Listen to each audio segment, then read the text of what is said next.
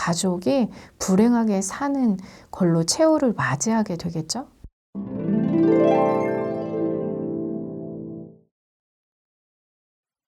안녕하세요. 부부상담, 외도상담 전문가 박수경 박사입니다. 치료 없이 가정으로 돌아간 아내들의 최후는요.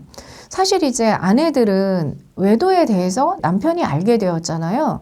그러면 이제 두 가지 길로 가겠죠. 하나는 이혼을 할 것이고, 하나는 남편에게 이제 돌아가겠죠. 이제 돌아가는 경우는 그래도 내 마음속에서 상간남에 대한 그 왜곡된 감정을 기억한 건 맞지만, 내 마음속에서 그래도 자식과 남편에 대한 이제 생각을 하게 되는 거예요. 그러니까 마음속에선 저울질을 하게 되겠죠. 이 남편과 그 헤어지는 자체, 그러니까 그래도 결혼 생활을 잘 해왔고, 그 다음에 남편에 대한 그래도 사랑이라던가 이런 부분, 그리고 딱히 이렇게 남편이 잘못한 것이 없는, 그래도 결혼 생활을 잘 해왔던 아내분들은 이제 마음속에서 상간자가 준, 그러니까 난 가만히 있었는데 상간자가 준 쾌락이나 긍정을 경험했을 수 있잖아요. 그거와 남편과 함께 살아왔던 어떤 사랑의 경험들이 마음속에서 엄청난 갈등을 일으키게 됩니다. 결론적으로는 뭐 부모님들도 생각하게 되고 자녀도 생각하니까 이혼을 하지 않고 치료 없이 가정으로 돌아가게 돼요.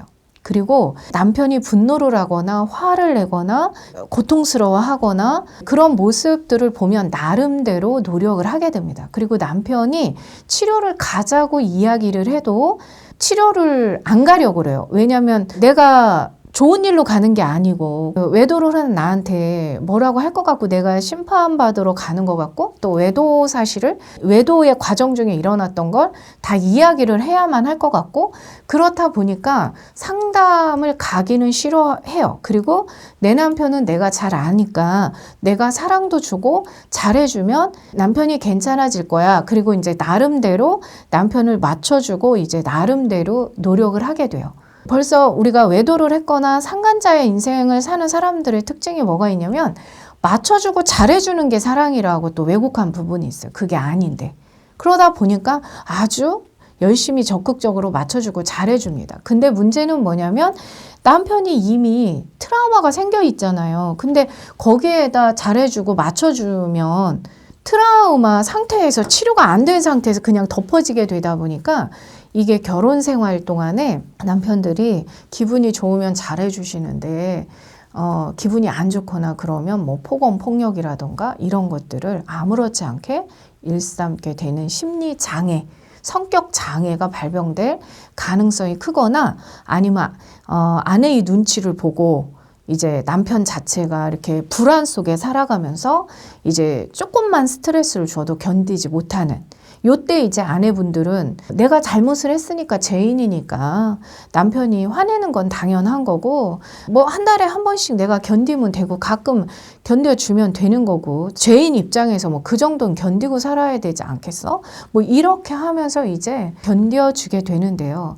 아내분들은 그거 아셔야 됩니다. 남편은 내가 외도하기 이전과 이후로 나뉘게 되는데 남편의 심리 상태는 외도하기 이전과 이후가 완전히 바뀌어 있다는 걸 아셔야 돼요. 그래서 내가 맞춰주고 잘해준다? 그걸로 해결이 되는 게 아니라 결국 돌아오는 건 나에게 더 학대를 하거나 나를 더 무시하거나 심리들이 아무렇지도 않게 당연하게 이제 일어날 수 있는 상태로 가게 돼요. 그래서 결과적으로는 나중에는 아내들이 버티다가 너무 힘드니까 뭐 이혼을 하자, 별거를 하자 또는 참고 산다고 그래도 그게 뭐 신체적 학대가 없다 그러면은 거의 정신적 학대가 있다라고 보시면 돼요. 정신적으로 계속 눈치를 보고 살아가야 된다거나 이런 상태가 되기 때문에 가정으로 그냥 돌아가는 것이 중요한 게 아니라 이미 우리에게 심리 문제와 마음 문제가 너무 크기 때문에 이 부분을 치료하고 외도 이전에 어떻게 살았던 간에 이후에 우리는 더 큰 사랑들을 마음속에 쌓아가면서 살아갈 준비를 하셔야지